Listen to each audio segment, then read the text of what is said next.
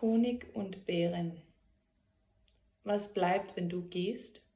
Spørger klistermærket på kollektivets toilet mig, hver gang jeg sidder der, og hver gang føler jeg mig kaldet til at svare, men hvad?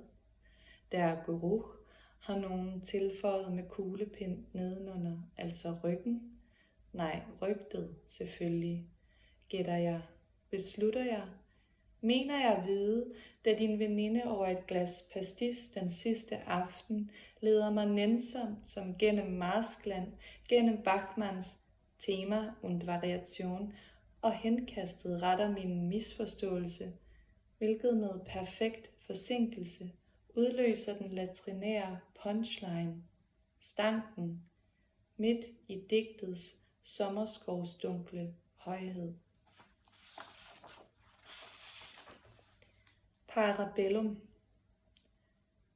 Bemærk, hvordan min stadig større nydelse ved din ligegyldighed, når den går igennem mig, uskyldig og perfekt som en patron, elegant gør ydmygelsen til et mål i sig selv.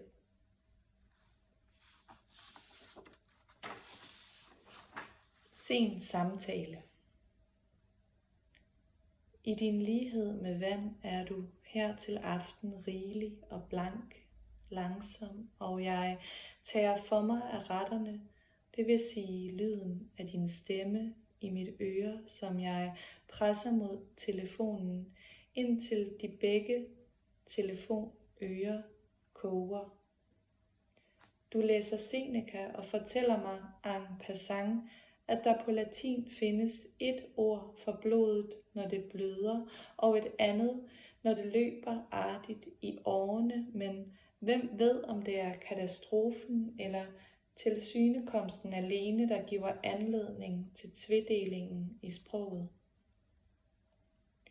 Natten igennem leder jeg åbenbart efter en passende analogi og vågner med det ene bud på tungen, at Gruor og Sangris må forholde sig til blod omtrent som stemme og tanke forholder sig til sprog, hvilket ikke overraskende, men alligevel sidestiller såret og munden og ejet og skriften.